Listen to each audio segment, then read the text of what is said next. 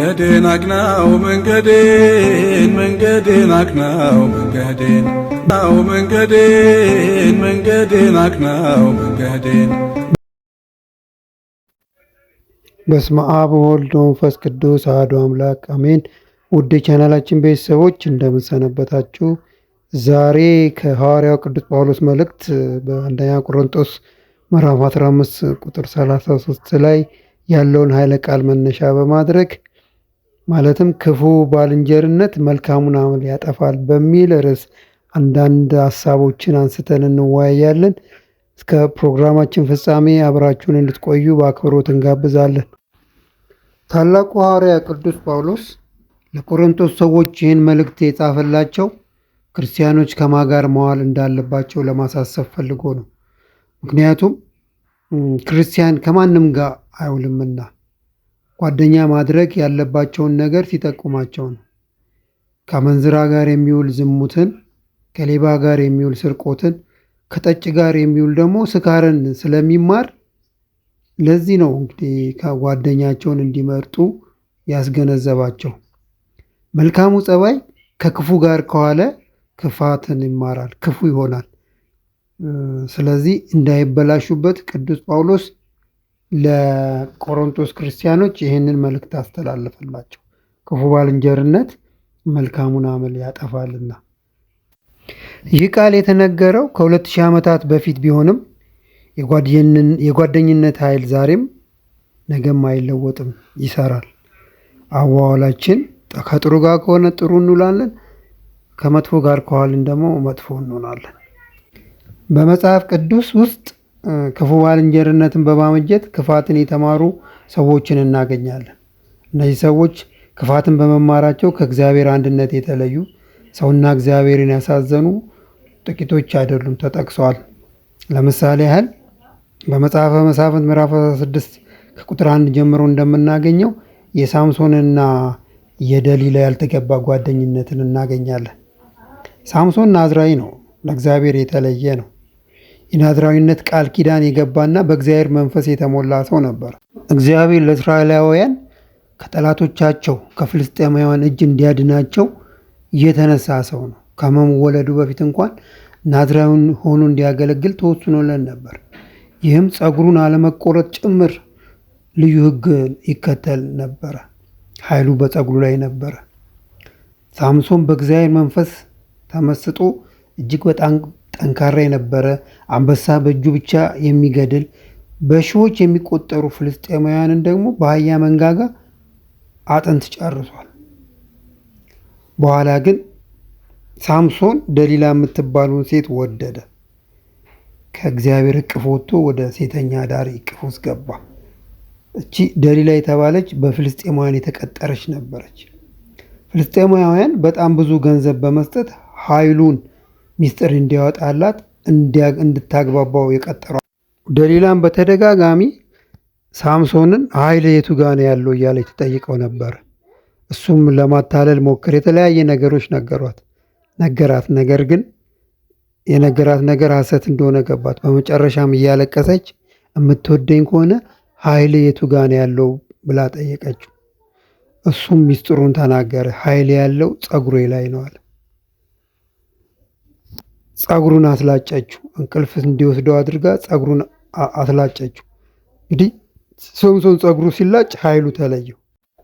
በዚህ ጊዜ ፍልስጤማውያንም ያዙት፣ ሁለቱንም አይኖች አወጡት እና በእስር ቤት አስገብተው ባሪያ ያደረጉት።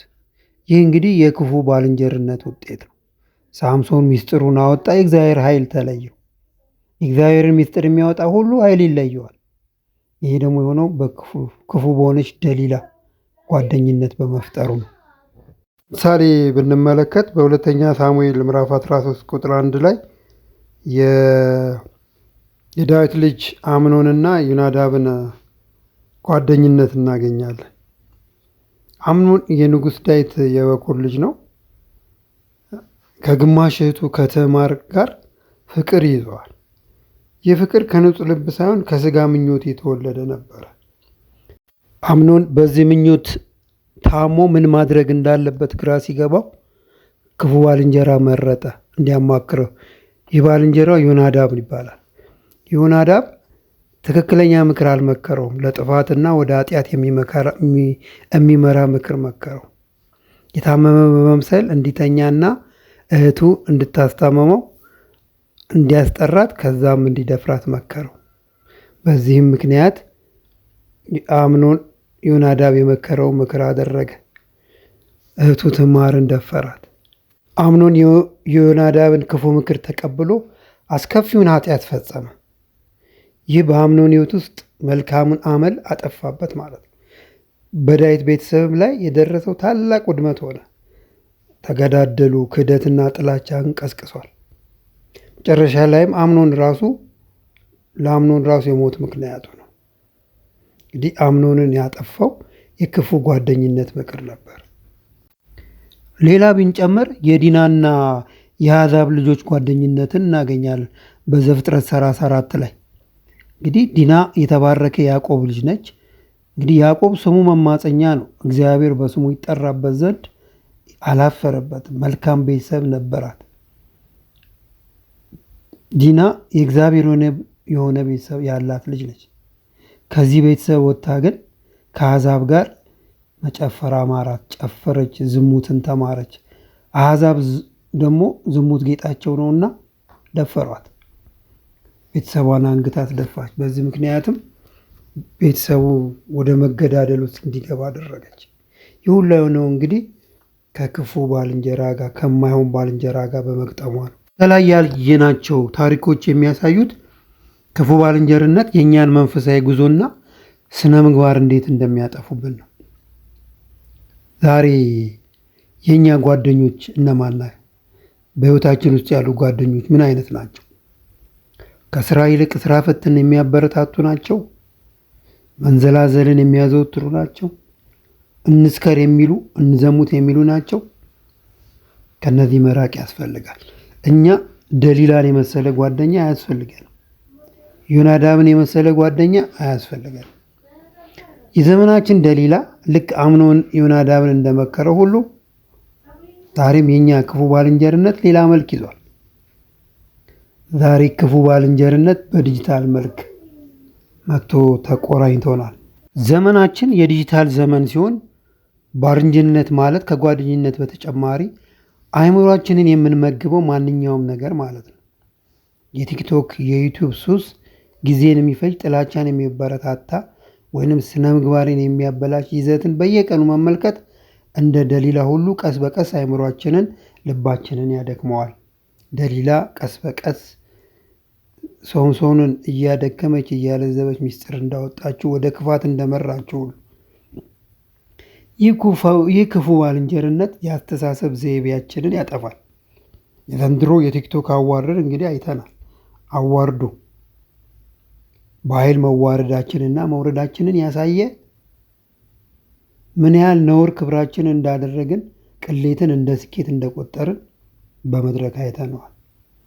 እንግዲህ ሚዲያዎች ይህንን ክብር የሆነ ነገር አድርገውም ሲያቀርቡ አይታል። በአንድም በሌላ እነዚህ ሰዎች ግብረ ሰዶማውያንን መስለው ከርኩሰት ዓለም ጋር ያሉ ሰዎች የሚያመልኩበትን ልብስ ለብሰው ከኢሉሚናቲና እንደተወዳጁና ማህበርተኞች እንደሆኑ የሚያሳይ አውቀው የሚሆኑ ሳያውቁ በእንደዚህ አይነት ነውር ተገልጠዋል። እንግዲህ ይሄ ነውር ጌጥ የሆነበት ጊዜ ያየነው ጓደኞቻችን እነዚህ ስለነበሩ ነው። አርቲስቶች የውጭውን ዓለም ለመምሰል በመሞከራችን አውቀንም ይሁን ሳናውቅ ወደ ስህተት ውስጥ ራሳችንን ወደማይገልጽ ወደ ዝሙትን ወደሚያበረታቱ ነገሮች ውስጥ እየገባን ነው። እንግዲህ ትክክለኛ ነገር መጥፎ ነገር ትክክል የሆነበትን ጊዜ እያየን ነው። ይሄ ሁላ የማህበራዊ ሚዲያ ተጽዕኖ ነው። ጓደኛችን እሱ በመሆኑ እንግዲህ እናስተውል። አእምሯችንና ልባችንን የምንመግበው ማንኛውም ጎጂ ይዘት የራሱ የሆነ ክፉ ባልንጀርነት ነው። እንዴት በዛ መድረክ አንዲት ሴት ራቁቷን ትመጣለች በአደባባይ? ይሄ የስሜት መደንዘዝ ነው። የዝሙት መንፈስ ነው። ቅዱስ ጳውሎስ በኤፌሶን ምዕራፍ 4 ቁጥር 19 ላይ ደንዝዘውም እርኩሰትን ሁሉ በስስት እንዲሰሩ ራሳቸውን ወደ ሴሰኝነት አሳልፈው ሰጡ ይላል።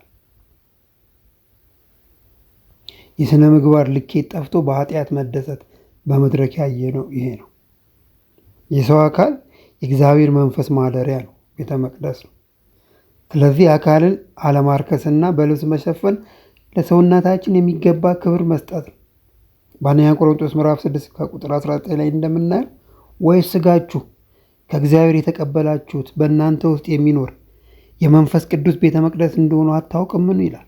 በዋጋ ተገዝታችኋልና። ስለዚህ በእግዚአብሔር የሆናችሁትን ሥጋችሁና መንፈሳችሁን አክብሩ። እንግዲህ እርቃንነት የሚያሳየው ወይም የዝሙትን ስሜት የሚቀሰቅስ ልብስን መልበስ ለሰውነት የሚገባውን የቅድስናና ክብር ማዋረድ ተደርጎ ነው የሚወሰደው። በአደባባይ የሚታይ እርቃንነት ወይም ከመጠን በላይ የተጋለጠ አለባበስ በኢትዮጵያ ውስጥ ተቀባይነት የሌለው ተግባር ነው። ይህ የሥጋ ምኞትን የሚያነቃቃ የህብረተሰብን ሰላም የሚረብሽ ድርጊት ነው። ዓለም የዝሙትን አለባበስ ኖርማል ነገር እንደሆነ አድርጎ ነው የሚያወራው። ሙዚቃዎች ደግሞ ፕሮሞት ያደርጉታል። ፊልሞች ደግሞ ሀሳቡን ያጎሉታል፣ ማራኪ አድርገው ያቀርቡታል።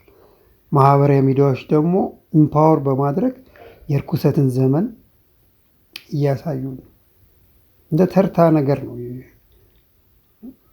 በኒው ኖርማል ሆኖ በዓለማችን፣ ለእኛ ሀገር ግን አይደለም። መርከስ መውረር ነው። ስለዚህ የሚዲያ ፈጣሪዎች የገንዘብ ወይም የዝና ፍላጎትን ተከትለው ባህልን የሚያበላሹ ይዘቶችን ከመፍጠር መቆጠብ ያስፈልጋቸው። ከዚህ ወጥመድ መውጣት በጣም ያስፈልጋቸዋል። ጓደኛችንን ልንመርጥ ያስፈልጋል። ሁሉም ኮንቴንት ትክክል አይደለም። በቲክቶክ ላይ ተከታታይ ያላቸው ሰዎች ለታዳጊዎች፣ ለአዲሱ ትውልድ አርያ የመሆን ትልቅ ኃላፊነት አለባቸው። ጌታችን አምላካችን መድኃኒታችን ኢየሱስ ክርስቶስ በማቴዎስ ወንጌል ምዕራፍ 18 ቁጥር 6 ላይ እንዲህ ሲል ያስጠነቅቃል። ነገር ግን በእኔ የሚያምን ከነዚህ ታናናሾቹን አንዱን የሚያሰናክል ሁሉ የወፍጮ ድንጋይ በአንገቱ አስሮ ወደ ባህር ቢጠልቅ ይሻለው ነበር ይላል። ሰውን ማሰናከል ከባድ ኃጢአት ነው።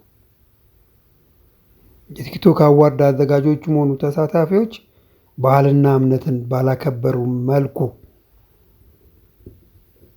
ሲያቀርቡ ለወጣቱ ምን እያስተማሩ ነው? እንዴት እያሰናከሉት እንደሆነ ማሰብ ነበረበት። እውነተኛና ክብር አድንቆት የሚመጣው ከመንፈሳዊ ንጽህና እንጂ ከስጋዊ መገላለጥ አይደለም። በራቁነትነት አይመጣም። ቅዱስ ጳውሎስ በአንደኛ ጢሞቴዎስ ምዕራፍ 2 ቁጥር 9 ላይ እንዲሁ ሴቶች በሚገባ ልብስ ከኀፍረትም ከጥንቃቄም ጋር ሰውነታችሁን እንዲያስጌጡ እመኛለሁ ይላል። አለባበሳችን የክርስቲያንን ማንነታችንን የሚመጥን መሆን አለበት። ሰውነታችን በአግባቡ የሚሸፍን፣ ሌሎችን ወደ ኃጢአት የሚመራና ትሕትናን የማያሳይ አለባበስ መልበስ አያስፈልግም። ይህ ከውስጣዊ ማንነት የሚመነጭ የውጫዊ ክብር ምልክት ነው። ሰውነታችንን በአግባቡ የሚሸፍን፣ ሌሎችን ወደ ኃጢአት የማይበራ ልብስ መልበስ። በኦሪት ዘዳግም ምዕራፍ 22 ቁጥር 5 ላይ ሴት የወንድ ልብስ አትልበስ፣ ወንዱም የሴት ልብስ አይልበስ፣ ይህን የሚያደርግ በአምላኩ በእግዚአብሔር የተጠላ ነው ይላል። እንግዲህ ወንዱ የሴትን ልብስ ለብሶ አይተነዋል። ሴት መስሎ እንደ ሴት እየተሽኮረመመ አይተነዋል። ቦርሳ ብብቱ ስር አንግቶ አይተነዋል። ስለዚህ ወንድ የሴትን ልብስ አይልበስ፣ ሴት የወንድ ልብስ አይልበስ ተብሎ ተጽፏል። ምንድን ነው እያስተማሩ ነው ያሉት? በሞራልም ቢመዘን ይህ የተገባ ነገር አይደለም። የማህበረሰቡን ባህል ወግና ሴት የጠበቀ ነገር አይደለም። በተለይ ሴት ልጅ እንደዚህ መሆን የለባትም። እንግዲህ ሌላው የክፉ ፊልም፣ ክፉ ድራማ እነሱን ፍጆታ ማድረግ አመፅን፣ ዝሙትን ወይም ህገወጥነትን የሚያቃልሉ ፊልሞች ብዙ አሉ። ዝሙትን የሚሰጉ፣ አመፃን የሚያበረታቱ ስርዓትን የሚያነውሩ ህገወጥነትን የሚያቀሉ ቀላል ነገር አድርገው የሚያቀርቡ እነዚህ ደግሞ የሞራል ስኬቶቻችንን ያዛባሉ። ከጊዜ በኋላ ትክክልና ስህተት የሆነውን ነገር ይምታታብናል፣ ግልጽ አይሆንልንም። ስለዚህ እነዚህን ክፉ ፊልም፣ ክፉ ድራማዎችን ባልንጀራ ማድረግ ያስፈልጋል። የማይጠቅሙ የኦንላይን ግንኙነቶች ተስፋ ከሚያስቆርጡ ወደ ከንቱ ወሬ ከሚመሩ ወይም ከክፉ ዓላማ ካላቸው ሰዎች ጋር በመስመር ላይ መጣበቅ የሳምሶንን መንገድ መድገም ነው። ልክ የደሊላ ፍቅር የሳምሶንን ቃል ኪዳን ጥንካሬ እንደወሰደው እንደሰለበው ሁሉ ጎጂ ዲጂታል ይዘትም የክርስትናን ሕይወት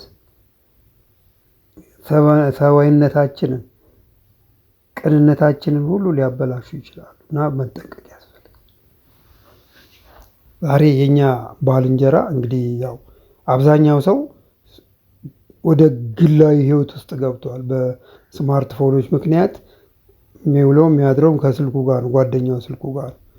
እንግዲህ የምናያቸው ኦንላይን ነገሮች የምናያቸው ማህበራዊ ሚዲያዎች እንግዲህ ምንድን ናቸው?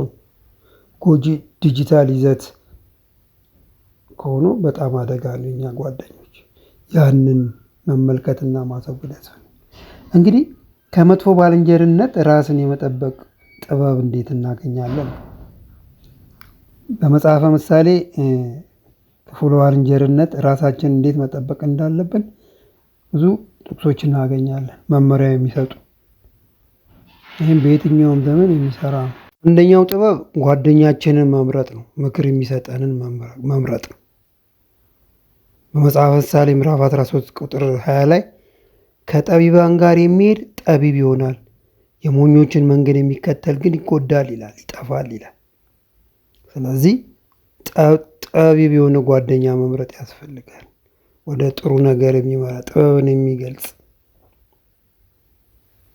የምናየው ቲቪ ፕሮግራም፣ ኤፍቢ፣ ሌሎች ማህበራዊ ሚዲያዎችን መምረጥ፣ ወደ ውስጣችን የምንወስዳቸውን ኮንቴንቶች መምረጥ፣ እውቀት ላይ የተመሰረቱ የሚያዝናኑና የሚያንጹ ነገሮች ላይ ብቻ ትኩረት ማድረግ፣ ጊዜያችንን አለማባከን፣ ረጅም ሰዓት አለመውሰድ፣ የምንማርበትን ጊዜና የምናመልክበትን የምንጸልይበትን ጊዜ አለማባከን፣ የምንሰራበትን ጊዜ አለማባከን ያስፈልጋል። ከስልካችን ጋር ያለ ግንኙነት የተገደበ በጥበብ መሆን አለበት። ስለዚህ የሚዲያ ፍጆታችንን ማቆጣጠር ያስፈልጋል። ከጠቢው ጋር መጓዝ ያስፈልጋል። ስለዚህ ጎጂ ነገሮችን አንፎሎ ማድረግ። በመጽሐፈ ምሳሌ ምዕራፍ 27 ቁጥር 17 ላይ ብረት ብረትን ይስላል፣ ሰውም ባልንጀራውን ይስላል ይላል። ስለዚህ እኛን የሚስለን ባልንጀራ ነው የሚያስፈልገን። እውነተኛ ጓደኛ በመንፈስና በባህሪ የሚቀርጸን የሚረዳን ነው የሚያስፈልገን። ክፉ ባልንጀራ ያጠፋል፣ ጥሩ ባልንጀርነት ደግሞ ያንጻል። የሚያንጸንን ነው መፈለግ ያለብን። ሁለተኛው ጥበብ ለኃጢአት ግብዣ እምቢ ማለት አይሆንም ማለትን መልመድ አለብን። በምሳሌ ምዕራፍ 1 ቁጥር 10 ላይ ልጄ ሆይ ኃጢአተኞች ቢያባብሉ ፍቃድን አትስጥ ይላል። ይሉንታ አያስፈልግም። ሶስተኛ የራሳችንን ጥንካሬ በእግዚአብሔር ላይ ማድረግ ነው። መዝሙር 1 ላይ እንደተገለጸው ኃይላችን ያለው በጸሎት የእግዚአብሔርን ቃል በማንበብ እና በመጠበቅ ውስጥ ነው። እግዚአብሔር ላይ በመተማመን ነው። ከክፋት ተጽዕኖ ለመጠበቅ ከእግዚአብሔር ጋር ያለን ግንኙነት ዋናው የመከላከል ስልት ነው። ከእግዚአብሔር ጋር መጣበቅ፣ ትእዛዙን መፈጸም፣ በጸሎት መጠየቅ፣ መማፀን። በራሳችን መመካት የለብን። እግዚአብሔር ጋር የተጣበቀው ሰው ደግሞ ትእዛዙን ይፈጽማል። ብትወዱኝ ትእዛዙን ፈጽሙ አይደል ያለው። እነዚህን ነገሮች ማድረግ ይጠበቅብናል። አላችን ቤተሰቦች እንግዲህ ክፉ ባልንጀርነት መልካሙን አመል ያጠፋል። እንዳየ ነው በጣም ጓደኝነታችንን የምንመለከተውን ይዘት እና የምንሰማውን ድምፅ በጥንቃቄ መመርመርና መምረጥ አለብን። መልካም ምግባራችን እንዳይበላሽ እግዚአብሔርን የሚያከብሩና በመንፈስ የሚያንጹ ግንኙነቶችን መመስረት ነው የሚጠበቅብን። እንግዲህ ለዛሬ ያዘጋጀነው ይህን ይመስላል። መልእክቱን ከወደዳችሁት ላይክ አድርጉት፣ ሌሎችም ሼር በማድረግ አጋሩት።